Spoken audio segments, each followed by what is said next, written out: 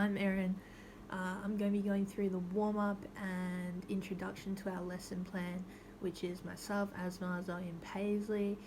We had the case study of Andrew. He's a 16-year-old male from the Mornington Peninsula. For the introduction for our lesson plan, we are going to engage students in a discussion about the benefits of resistance training, such as improved muscular strength, endurance and overall fitness, while also being key to preventing injuries and a way to build muscle back up if you're going through an injury. So those are both vital to maintaining physical activity through your life.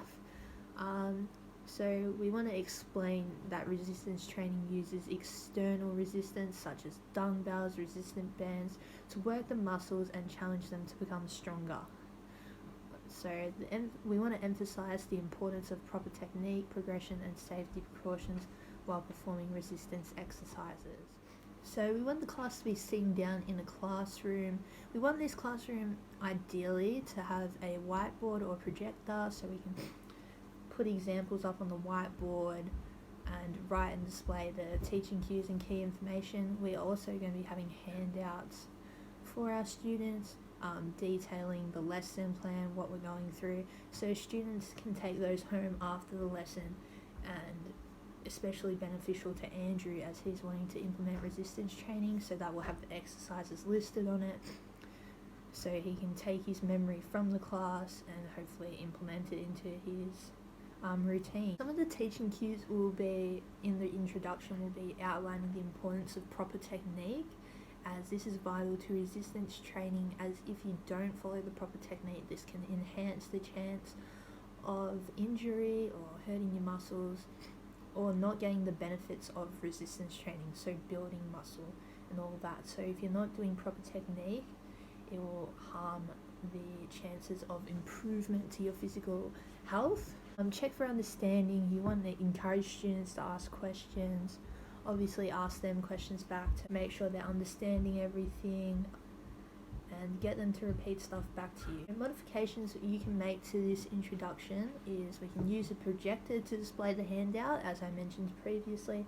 So while the students are going through the handout, you can have it on the projector so they can have a look through that and you can explain certain concepts if they have any questions.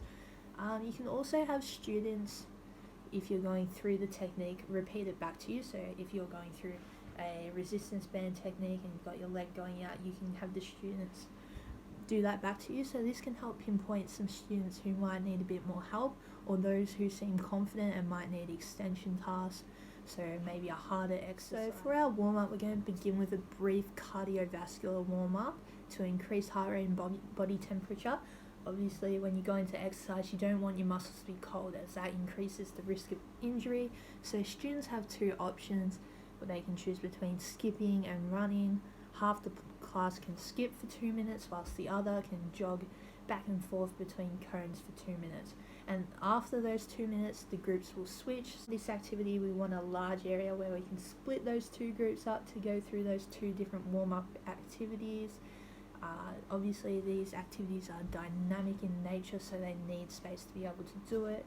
This area should be separate from the setup exercise stations, so you don't want students to be running into exercise stations because we'll have equipment out like dumbbells and stuff, so if students are near those, that could be a risk of injury, so make sure you're separate from those areas.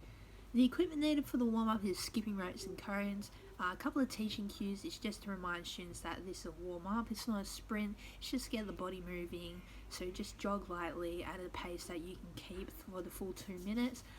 Check for understanding, observe students' technique during the warm-up, make sure they're hitting the right points, and when they switch over, have students who just did the previous one explain different things to the students doing the one. So how long are we running for, this, that.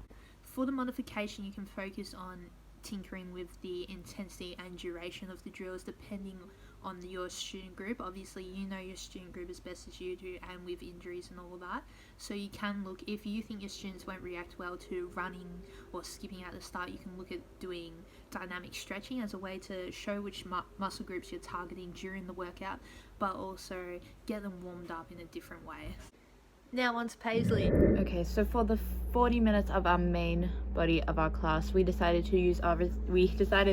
that we were going to do resistance training with our class. We thought it would be a good idea to incorporate resistance training, as Andrew in our case study wanted to get in the habit of using resistance training and looking into exercises and exercise habits that involve resistance. And it's a good way to just develop healthy habits in general. Since this is a senior class, we did use dumbbells in our situation, or resistance bands can also be used. We decided that it'd be easiest to have a variety of levels so students can pick their own.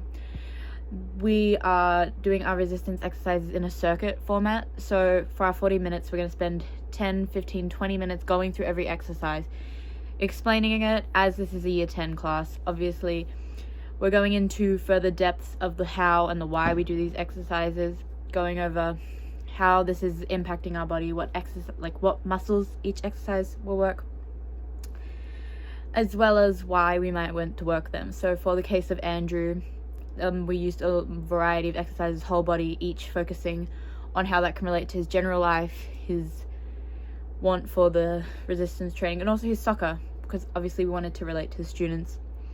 So for our main body, we're using a circuit format with 8 separate exercises split into 4 circuits that we can do in groups.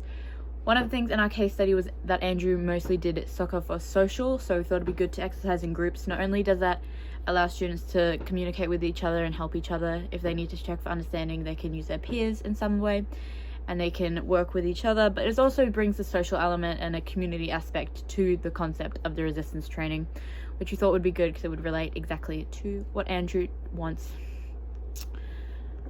So with our circuit, we decided that we would have 8 stations with each exercise and have our students work with 1 minute at each station, probably doing 2 rounds in total, going around to each station. So you do 1 minute at one station, 40-second break, another minute at one station, 40-second break, going around to each 8 stations and doing our second round, which will lead to a 20 to 25 minute workout in total, which is a good length for our students to just get a sample of resistance training and get ideas that they can bring into their own lifestyles outside of the classroom to promote our healthy habits.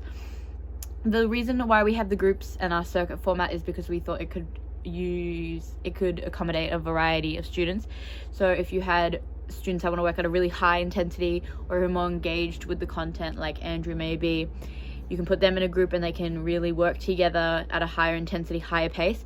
Or you could put low intensity students at a different group and have them work at the same pace.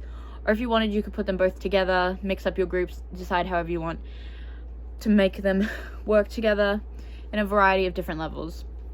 With our exercises we chose, all of them could be used with a resistance band or some dumbbells if you would like, which also allows to accommodate for a variety of student levels.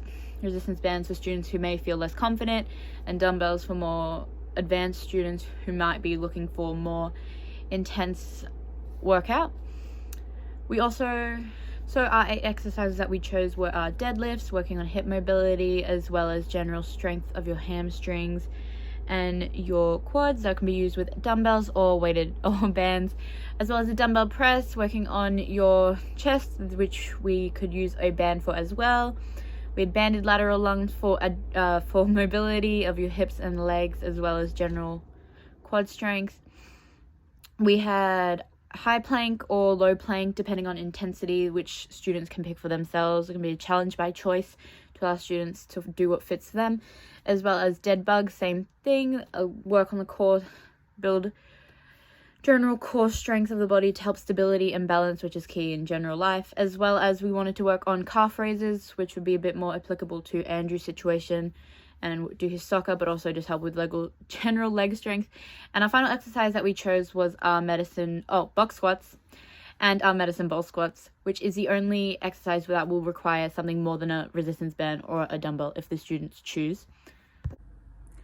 Lastly, we want to make sure that our students are doing a cool down stretch, so we would make them do some static stretches for 10-15 seconds, holding each one, breathing, thinking about the body positioning.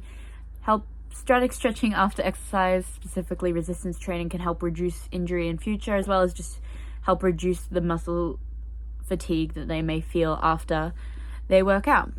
Our final thing we would do is have our closure, which is key for our lesson because it will allow students to bring up any more things that they need, and we can further emphasize the skills that we worked on, how students can take that into their personal lives outside of our classroom. We can offer them some resources, and we would bring digital and physical resources for our students about other resistance training and some platforms they could refer to themselves if they were interested, as well as we would talk about how it relates to the bigger subject of our class that we've been working on. So that is our lesson plan. Thank you so much for listening.